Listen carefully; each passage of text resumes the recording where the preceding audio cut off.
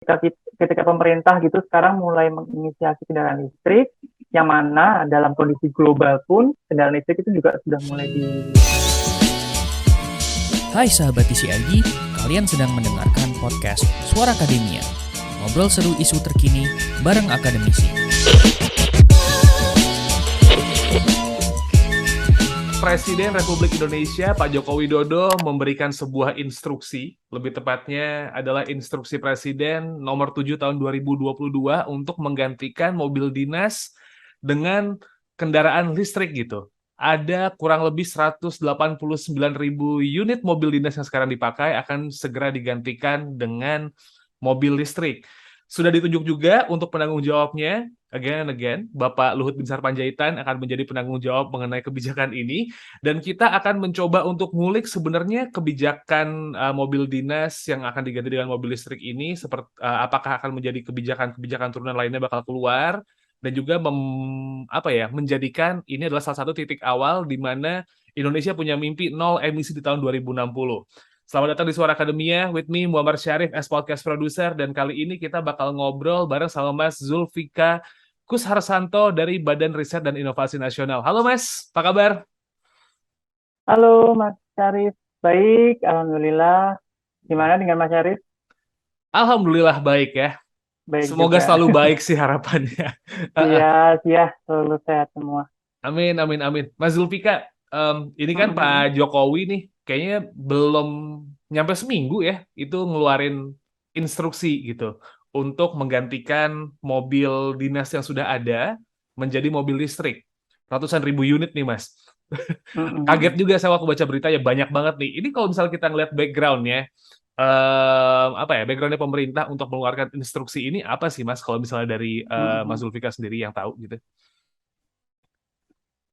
Ya, jadi memang apa namanya ya, instruksi presiden ini kan memang bukan sebuah kebijakan simsalabim gitu ya, maksudnya Mm-mm. yang nggak ada asal muasalah kemudian tiba-tiba presiden ngeluarin instruksi itu. Memang sebelumnya memang sudah istilahnya sudah banyak pemikiran, banyak diskusi baik dari pemerintah sendiri, mungkin juga berkolaborasi dengan apa, dengan riset, dengan universitas dan lain sebagainya itu memang sudah dipikirkan ya. Dan ini memang latar belakangnya seperti yang sudah tadi Mas Heru sebutkan ya, memang kan Indonesia ini sudah sepakat tuh untuk mencapai net zero emission tahun 2060, yang mana sebenarnya tuh boleh dibilang ada kompromi ya, ada toleransi maksudnya itu yang harusnya di global itu 2050 gitu. Karena memang melihat kondisi negara masing-masing ya, Indonesia mungkin yang berbagai pertimbangan akhirnya memilih tahun 2060. Nah, terus kemudian mengapa memang Presiden mengeluarkan ini tuh menurut saya ini adalah dari satu sisi ya, itu merupakan kabar yang menggembirakan gitu. Karena kita sebagai Indonesia kan sebagai negara hukum ya gitu. Jadi kita itu kan melakukan segala hal itu kan perlu dasar hukumnya gitu. Termasuk juga pemerintah daerah, kementerian dan lain sebagainya. Bahkan kami dari BRIN sendiri pasti juga karena lembaga riset pemerintah ya pasti membutuhkan dasar hukum gitu. Nah dengan adanya instruksi presiden itu malah istilahnya apa ya, memperkuat kalau kendaraan bermotor listrik tenaga baterai di Indonesia ini memang terbukti memang harus harus istilahnya mulai digerakkan gitu ya. Karena sebelumnya itu hanya ada Perpres, dan memang istilahnya Perpresnya itu masih umum ya, Perpres nomor 55 tahun 2019 ya, tentang kendaraan KBLBB itu, dan itu memang istilahnya belum rinci gitu. Jadi memang masih ada tanda tanya, aspek ini sebenarnya harus mana, aspek ini sebenarnya harus mana gitu. Dan dengan ada instruksi presiden ini malah justru lebih istilahnya udah lebih fokus ya gitu, karena kendaraan dinas, jadi harus uh, diganti gitu dengan kendaraan listrik gitu. Dan memang apa namanya, sebenarnya juga kendaraan dinas harus diganti menjadi kendaraan listrik itu memang sudah dibicarakan sejak tahun 2020 ya, ini sepanjang pengetahuan saya itu sudah disusun oleh Kementerian Perhubungan, bekerja sama juga dengan kementerian lain seperti Kemenko Marves gitu, dan juga ada Kementerian SDM. Nah cuma itu tadi dasarnya dari kementerian atau lembaga gitu bisa menginstruksikan, karena kan lini terkecil pemerintahan itu kan pemerintahan kota, pemerintahan kabupaten gitu ya, itu kan tidak bisa kita kayak semena-mena pemerintah kota X, tolong dong diganti gitu. Nggak bisa karena tidak punya wewenang gitu ya. Sedangkan sekarang saat sudah setelah adanya instruksi presiden ini semakin kuat gitu. Ini loh udah ada instruksinya. Jadi apa yang sudah disusun oleh Kementerian Perhubungan itu untuk istilahnya merekomendasikan ya untuk para pemerintah daerah untuk mengganti kendaraan listrik itu sudah lebih kuat. Jadi memang istilahnya ya itulah asal muasalnya ya. Terus mungkin juga walaupun ini bukan faktor utama ya, tapi memang ada faktor penting juga. Ternyata listrik kita itu mungkin bisa teman-teman juga cari ya di internet itu sangat mudah gitu. Kondisinya adalah surplus gitu.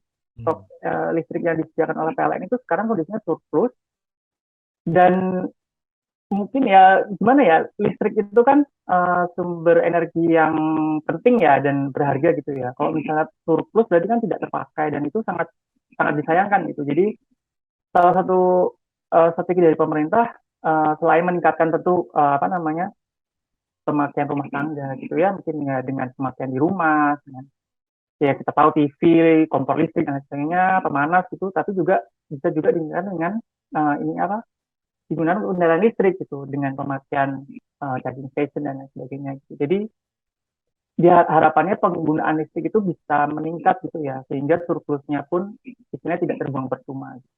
Oke, jadi intinya dari statement yang tadi Mas Zulfika sampaikan gitu, itu mengeliminir persepsi dari masyarakat kalau ini jadinya kayak mendadak banget gitu. Mungkin terkesan mendadak kalau emang nggak ngikutin isunya ya, karena kan tiba-tiba setelah kenaikan BBM, gitu, keluar nih instruksi presiden, mana langsung jumlahnya banyak banget nih gitu kan. Ini memang rencana yang udah dibahas dari lama banget dong, artinya dari 2019 bahkan Mas Zulfika ya? Iya, dari 2020 sih. Kalau misalnya kendaraan listrik secara umum sudah di 2019 ya dengan Perpres itu. Tapi ketika wacana untuk istilahnya mengganti kendaraan dinas itu sepanjang pengetahuan saya mulai dibicarakan tahun 2020 gitu. Target untuk mengganti. Dan perlu dipahami juga ya, namanya mengganti kendaraan dinas itu nggak berarti misalnya keluar impres nih sekarang. Kemudian kayak tahun ini harus ganti 100%. Mungkin tidak seperti itu ya, karena pemerintah ya pasti sudah memiliki strategi dan memiliki apalagi Kementerian Keuangan ya tentu mempertimbangkan kondisi keuangan negara gitu, dan pasti juga melihat kondisi keuangan daerah masing-masing gitu. Jadi pasti mereka juga sudah punya kajian seperti apa dengan kemampuan keuangan kita nih, apakah bisa misalnya kita untuk mengganti kendaraan dinas itu dengan kendaraan listrik itu. Dan kalau misalnya kita lihat di impresnya sendiri pun itu skemanya juga tertulis di situ ya, skemanya tidak harus dengan pembeliannya. Jadi jangan diartikan dengan keluaran impres ini kemudian pemerintah daerah itu harus membeli kendaraan listrik, karena ada skemanya juga dengan sewa gitu. Dan yang mana ini juga berdasarkan perhitungan itu lebih hemat ya. Walaupun kalau secara nominal mungkin juga tinggi apabila kita bandingkan dengan kemampuan pribadi kita sendiri gitu. Dengan harga mobil yang tinggi tentu sewanya juga mungkin juga tinggi. Tapi itu juga menjadi alternatif karena pasti akan lebih hemat. Yang saya tahu, yang pernah saya survei itu pemerintah Provinsi Jawa Barat ya itu sudah melakukan sewa mobil listrik gitu untuk kendaraan dinas gubernur dan wakil gubernur itu tahun 2021 juga sudah mulai ya. Jadi daerah itu sebenarnya inisiatifnya itu sudah banyak ya di daerah-daerah itu, seperti di DKI Jakarta itu misalnya membebaskan ganjil genap ya untuk kendaraan listrik. Terus juga di Bandung itu juga ada pemotongan pajak dan sebagainya gitu. Dan di Bali juga sudah ada aturannya itu, tapi memang masih sporadis ya. Jadi memang karena belum ada istilahnya instruksi dari presiden tadi itu yang sebenarnya kita dari kalangan pemerintahan itu sangat menanti-nanti sebenarnya instruksi dari presiden ini. Oke, jadi memang sebenarnya sudah jadi bahasan yang lumayan lama, tapi 2060 kan masih lumayan lama ya kalau kita ngelihat secara waktu gitu Mas. Masih ada waktu kurang lebih sekitar 38 tahun lagi gitu untuk nol emisi. Meskipun memang kalau global tinggal 28 tahun lagi nih gitu. Jadi pemerintah kenapa sih kayaknya sekarang nggenjot banget nih Mas buat penggunaan produksi kendaraan berbasis listrik gitu. Kayaknya kalau kita ngelihat dari pameran mobil deh di Jakarta gitu kan, kayaknya gencar mobil listrik gitu. Ini kenapa pemerintah gencar banget nih buat ngelakuin hal ini nih? Iya ya. Jadi sebenarnya sih kalau menurut menurut saya ya, eh, ini juga terkait dengan tren global ya, gitu. Karena kita tahu kendaraan listrik ini kan bukan suatu yang baru ya. Bahkan sebenarnya di Indonesia sendiri pun bukan bukan hal yang baru. Jadi walaupun Perpresnya keluar tahun 2019 gitu, tapi sebenarnya kan inisiasi kendaraan listrik itu sudah dimulai dari zaman-zaman dahulu ya. Misalnya kayak mungkin kita tahu kayak mobil apa Telo gitu ya. Dulu waktu zaman pemerintahan Presiden SBY waktu apa namanya Menteri Dana Iskan itu kan udah banyak tuh mobil-mobil listrik karya anak bangsa gitu. Jadi memang sebenarnya tuh tren kendaraan listrik itu sudah sejak lama gitu ya, dan sekarang ini trennya adalah sudah mulai digunakan oleh masyarakat sipil gitu. Seperti kita Mhm. tahu di negara-negara lain gitu, terutama di Eropa gitu, sudah masyarakat umum gitu ya, itu sudah pakai kendaraan listrik gitu, dan itu juga istilahnya bukan bukan konsumsi tersier ya gitu, karena masyarakat umum pun tuh bisa karena mereka pemerintah itu memberikan banyak insentif, memberikan banyak istilahnya fasilitas gitu ya, untuk bagaimana caranya masyarakat itu bisa menggunakan kendaraan listrik. Karena kan memang ke depan itu kan ya itu tadi kan targetnya zero emission ya, mau nggak mau kita itu harus uh, bisa nggak ngeluarin emisi gas sama sekali gitu ya istilahnya. Nah, tapi kalau misalnya kenapa sekarang pemerintah terburu-buru sih, kalau menurut saya mungkin kurang tepat ya kalau dalam perspektif misalnya mungkin melihat misalnya kayak sekarang BBM lagi naik gitu ya, terus Mhm. kesannya kayak buru-buru gitu. Padahal sebenarnya sudah lama lah perjalanannya. Mungkin ya memang ada faktor-faktor lain yang istilahnya gejolak-gejolak politik dan sebagainya. Kemudian terlihat pemerintah seperti terburu-buru. Tapi menurut saya itu tidak terburu-buru, dan saya rasa juga walaupun masih lama ya, mungkin kalau 2060 masih 38 tahun lagi ya. Mhm. Tapi kalau tidak dimulai dari sekarang, mungkin itu akan tergeser-geser terus gitu. Karena saya yakin apa ya, urusan pemerintah itu kan nggak kan banyak ya, nggak cuma ngomongin energi, nggak cuma ngomongin kendaraan bermotor gitu, banyak urusannya. Dan ketika memang istilahnya apa ya, sudah ada alokasi waktu, alokasi rencana, alokasi biaya dan lain sebagainya, lebih baik memang harus segera dilaksanakan gitu. Istilahnya menabung waktu ya, biar nggak mepet-mepet gitu. Nanti bayangin aja misalnya di Asia Tenggara aja misalnya ya, kan kita sering banget tuh ketinggalan sama Singapura, Malaysia, Thailand gitu. Jangan sampai kayak kejadian kayak itu terulang lagi gitu. Misalnya negara-negara Asia Tenggara udah pada pakai kendaraan listrik, kita sendiri masih apa namanya, kendaraan masih bermotor, masih BBM biasa gitu, berbakar minyak ya gitu. Jadi itu menurut saya ya memang harus dari mulai ya. Tapi memang perlu kita lihat koridornya tadi itu. Saya rasa mungkin dengan impres ini juga ada turunannya tuh dari peraturan Kementerian Keuangan ya, gitu. Untuk bagaimana sih bisa menentukan standar biaya minimum untuk pemerintah daerah supaya bisa dilihat dari kemampuan fiskalnya, gitu misalnya kemampuan anggarannya, terus juga mungkin urgensi, misalnya kayak kalau misalnya kemampuan fiskalnya rendah mungkin cukup apa kepala daerah ya, nggak perlu kepala dinasnya dan sebagainya. Mhm. Jadi tetap perlu ada koridor-koridor yang mana bisa tetap mengarahkan kalau kebijakan ini tuh tepat gitu ya, Iya. seperti itu.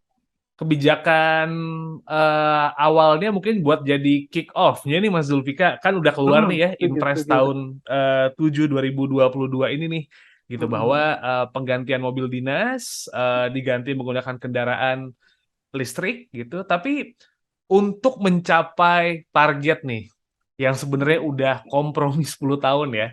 Lumayan tuh satu dekade Mm-mm. kita kompromi supaya akhirnya bisa jadi zero emissions. But, butuh kebijakan turunan yang kayak gimana sih, Mas Zulfika? Karena kan Mm-mm. ketika ngomongin zero emission nggak cuma mobil dinas dong. Pasti juga masyarakat juga harus segera apa ya, beralih gitu ke kendaraan listrik. Iya, iya. Eh, Sebenarnya memang banyak sih peraturan turunannya ya, karena komponen kendaraan listrik ini kan banyak ya. Kendaraan listrik ini mungkin gini, kalau saya gambarinnya, salah satu komponennya mungkin dalam hal teknisnya ya, Hmm. misalnya dengan spesifikasi kendaraan listrik seperti apa sih yang perlu kita terapkan di Indonesia gitu. Mungkin dari sisi mesinnya, sisi spesifikasi apanya ya, bodinya dan lain sebagainya gitulah. Maksudnya secara bener-bener secara teknis permesinan mobil gitu. Atau kendaraan listrik juga misalnya motor ya. Nah, tapi juga kendaraan ini kan juga perlu sistem transportasi ya. Maksudnya bagaimana dia bisa diimplementasikan di jalan raya gitu. Jadi uh, banyak yang harus diatur gitu. Ini terkait juga kendaraan listrik kan juga istilahnya punya pajak ya. Jadi mungkin juga perlu diatur juga tuh nanti gimana pajaknya itu apakah akan diatur oleh pemerintah daerah atau dari Kementerian Keuangan atau seperti apa gitu. Jadi memang perlu banyak sekali aturan-aturan dari kementerian-kementerian terkait ya sebagai turunan dari peraturan ini.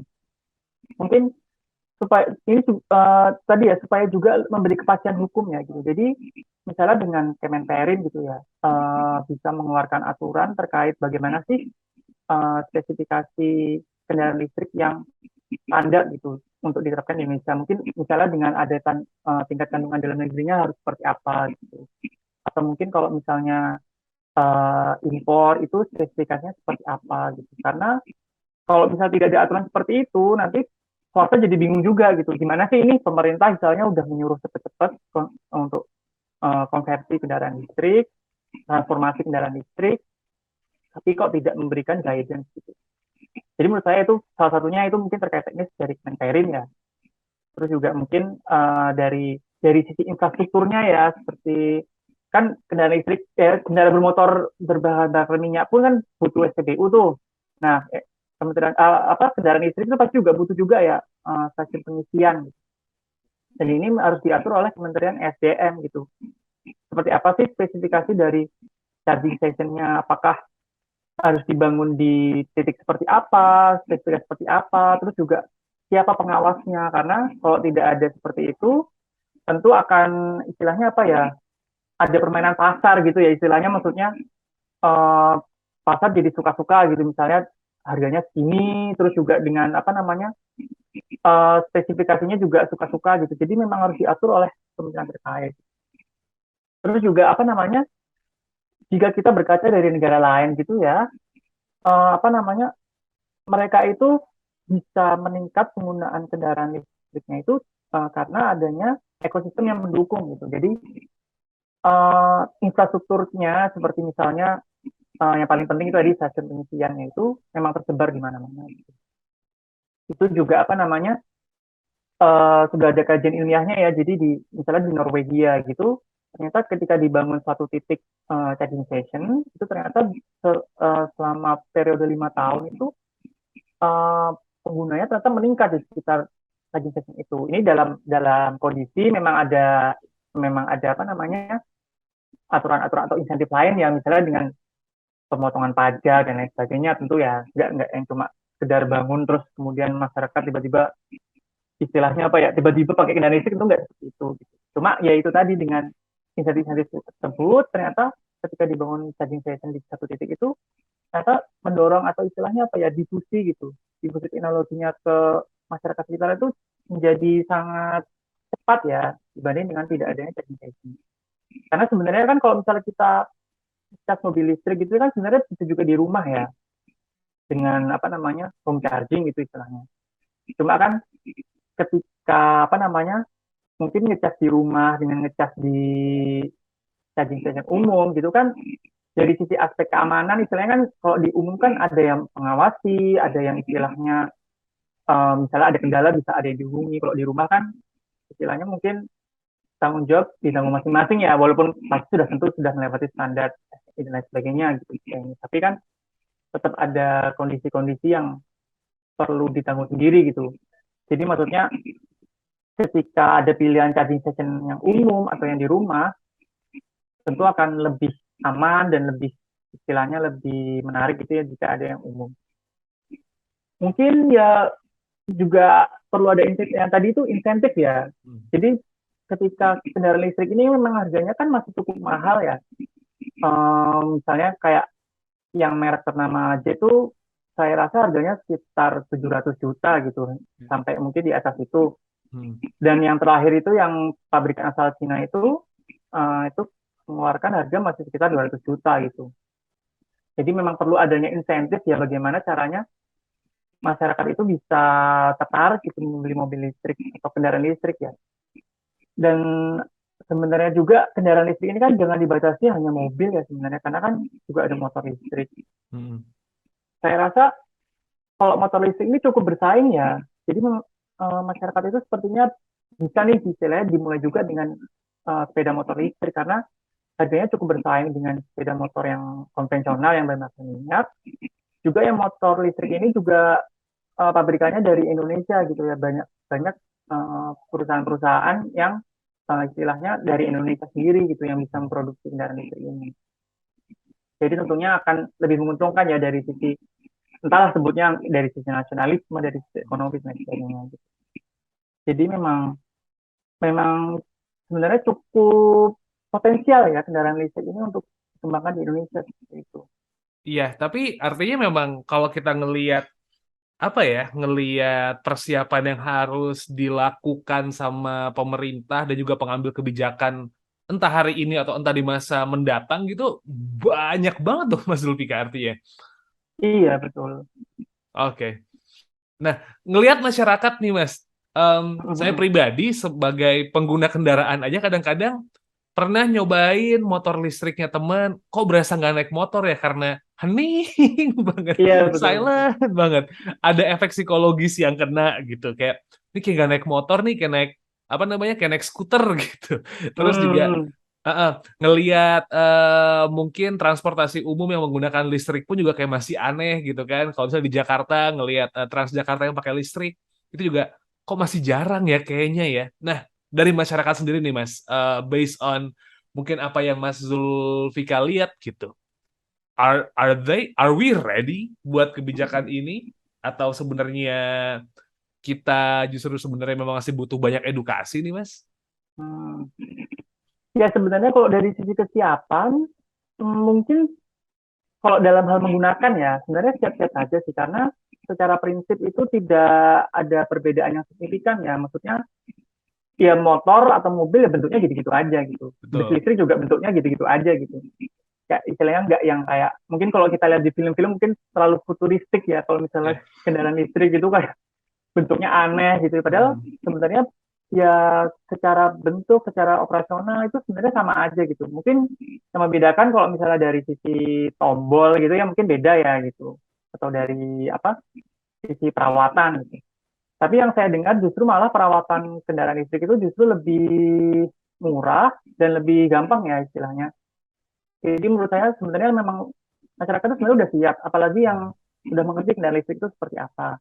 Tapi memang kita masih perlu bekerja lebih keras lagi untuk edukasi ya. Karena banyak yang masih belum tahu gitu kendaraan listrik itu masih dianggap sebagai sesuatu yang apa ya, yang asing lah istilahnya gitu, yang Hmm. kayak apa sih ini kok muluk-muluk gitu. Menurut saya ya sebenarnya uh, tadi yang sudah saya sebutkan yang bisa dimulai itu dari sepeda motor gitu karena itu tadi dari sisi harga sebenarnya masih masih bersaing ya nggak terlalu jauh gitu. Kalau dari mobil memang saya akui saya pribadi pun melihat harga mobil listrik sekarang di pasaran Indonesia itu masih cukup tinggi gitu. Jadi mungkin segmentasinya untuk beralih kendaraan listrik mungkin masih kalangan menengah ke atas dulu ya gitu, untuk bisa mengakses. Tapi untuk masyarakat umum, masyarakat dari berbagai kalangan itu mungkin bisa juga dengan sepeda motor listrik atau mungkin juga istilahnya apa ya kita bisa pakai sistem yang tidak harus kepemilikan pribadi ya gitu. Misalnya dengan kita bisa mempromot dengan sistem apa Gojek online gitu. Misalnya Hmm. dengan uh, bagaimana ya mungkin memberikan insentif bagaimana para para apa ya mitra-mitra mereka itu menggunakan sepeda motor listrik gitu. Jadi kan dari para mitranya pun mereka tahu mengendarai kendaraan listrik, dari sisi masyarakat, dari kita pelanggan gitu ya, juga tahu tuh, oh naik motor listrik ternyata nyaman-nyaman aja ya gitu, nggak ada bedanya gitu. Hmm. Dan juga dari bis listrik kan kayak Transjakarta sekarang udah banyak ya bus listrik gitu, jadi masyarakat juga bisa tahu gitu, oh bis listrik ternyata nyaman juga ya dan nggak bising gitu misalnya, dan dari sisi apa namanya kenyamanan juga ya walaupun beda-beda pendapat orang ya, tapi kalau dari saya pribadi ngerasanya kayak lebih smooth gitu ya kalau misalnya naik naik bus listrik. Jadi saya rasa sih sebenarnya masyarakat sudah sangat siap sih kalau misalnya kita akan beralih ya, mulai mulai beralih gitu.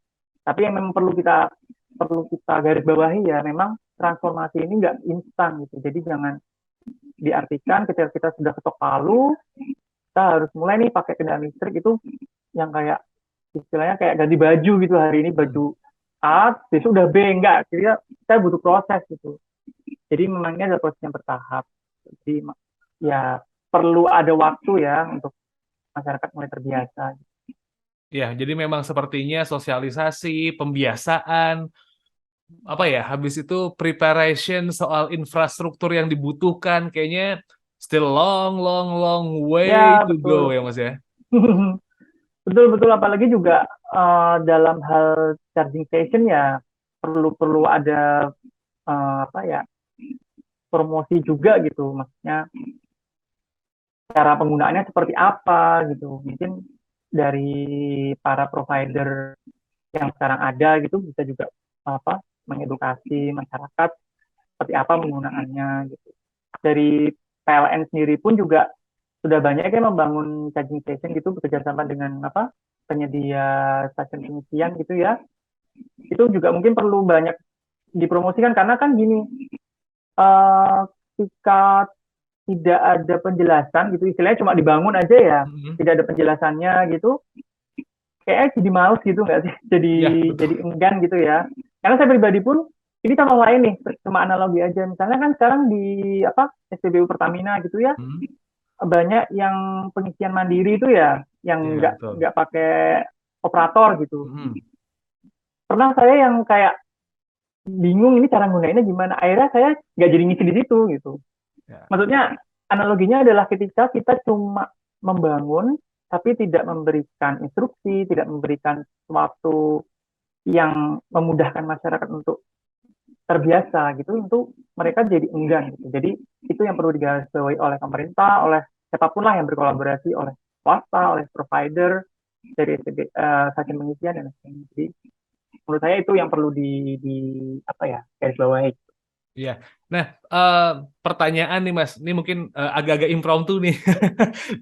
Mas Zulfika kan sempat nulis juga di The Conversation Indonesia gitu soal gimana caranya ngebangun ekosistem kendaraan listrik itu supaya jadi lebih maju gitu. Charging station jadi lumayan apa ya? Lumayan jadi poin penting nih di sini gitu kan. Kita kalau ngelihat case Jabodetabek kayaknya ready nih gitu. Mepet geser-geser dikit, Bandung mungkin udah siap. Mas, kalau dari point of view Mas Zulfikan yang setahu mungkin Mas Zulfikan tahu gitu ya, mungkin kota besar ready Mas, kota-kota yang lain gimana Mas? Apakah Hmm, harus mengejar ketertinggalan atau malah belum ada sama sekali gerakannya nih? iya ya. Kalau dari daerah sebenarnya sih, hmm, kota besar yang di selain Jabodetabek dan Bandung ya, waktu saya pernah survei tahun 2021 pun sebenarnya memang masih cukup asing juga sih gitu. Hmm. Jadi ketika kami mengunjungi pemerintah daerah, memang mereka istilahnya tahu gitu ya, tahu ada Perpres 95 2019, ada program apa, kendaraan bermotor listrik. Cuma mereka sendiri ya itu tadi, karena tidak ada instruksi, tidak ada istilahnya regulasi. Sebenarnya kami harus apa sih gitu? Ya mereka pun juga belum terlalu banyak menginisiasikan sesuatu gitu. Jadi Mhm. kayak misalnya waktu itu kami pernah survei ke Jogja ya, untuk meneliti bagaimana kesiapan kota Yogyakarta gitu ya dalam hal ekosistem mobil listrik dan charging station gitu. Jadi charging stationnya itu sudah ada gitu, disediakan oleh uh, provider Hyundai itu ya, di berbagai hotel gitu. Nah, tapi ternyata itu masih istilahnya inisiasi mereka sendiri gitu. Jadi belum Hmm. ada kolaborasi dengan pemerintah daerah. Ini tahun lalu ya, saya nggak tahu kalau tahun sekarang ya. Karena 2022 udah cukup panjang lah gitu, udah sekarang udah bulan September, mungkin berubah, saya kurang tahu. Hmm. Tapi tahun lalu itu memang masih belum ada gitu. Jadi memang itu tadi apa namanya, kalau daerah sendiri itu saya rasa perlu diinisiasi mungkin dari tadi itu yang komunal ya. Misalnya tadi itu misal dari apa ojek online. Jadi masyarakat itu harus tahu dulu gitu. Seperti apa sih kendaraan listrik. Terus juga mungkin bisa pemerintah daerah bisa pengadaan bus listrik gitu. Yang mana kemanfaatannya lebih lebih banyak ya karena untuk transportasi umum gitu. Yeah. Saya rasa daerah-daerah bisa didorong dengan seperti itu dulu. Jadi jangan mengharapkan udah ada mobil listrik di daerah mereka gitu.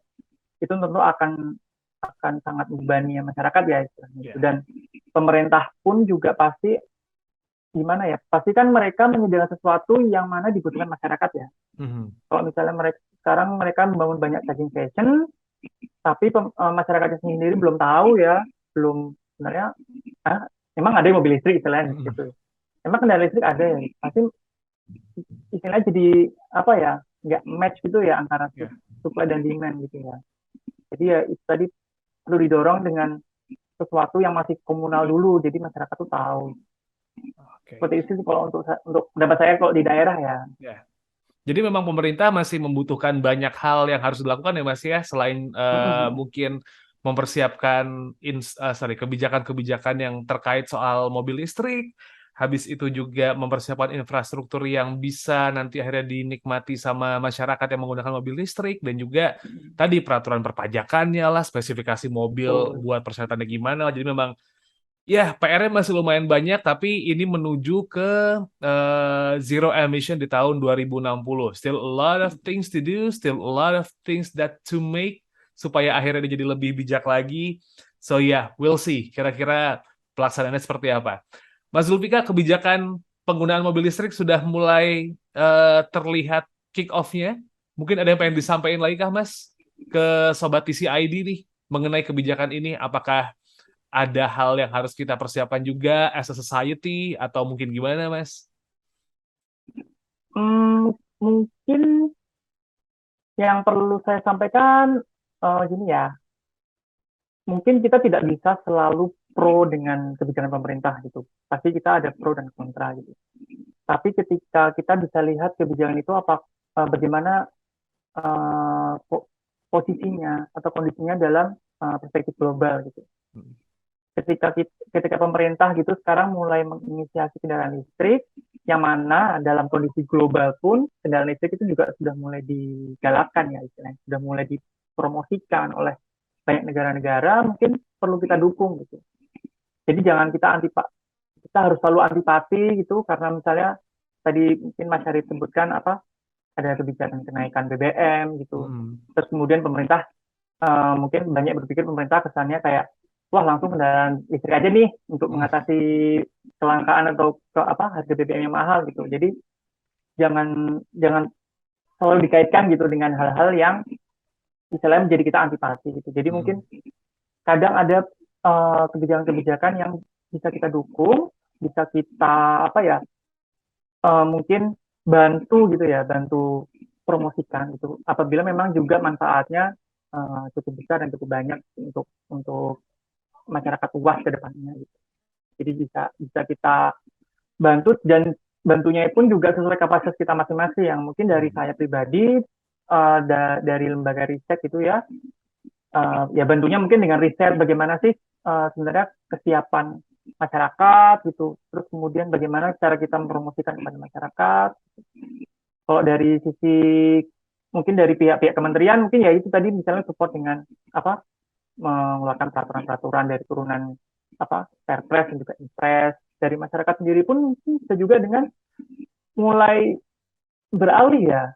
Mungkin ya itu tadi dengan yang kalau saya pribadi sih yang listrik di rumah ini baru sepeda listrik sih gitu.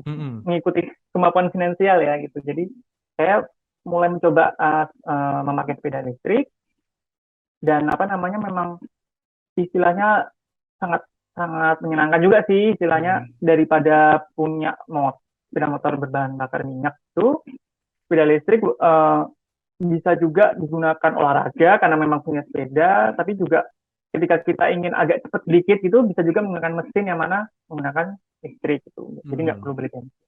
Jadi ya itulah, kita bisa membantu atau mensupport kebijakan ini dengan kapasitas kita masing-masing.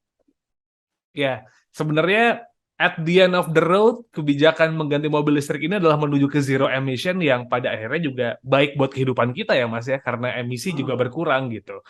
Pro dan kontra mungkin jadi hal yang wajar karena memang kebijakan pasti juga dilihat dari beberapa sudut pandang gitu, tapi ya we have to keep running.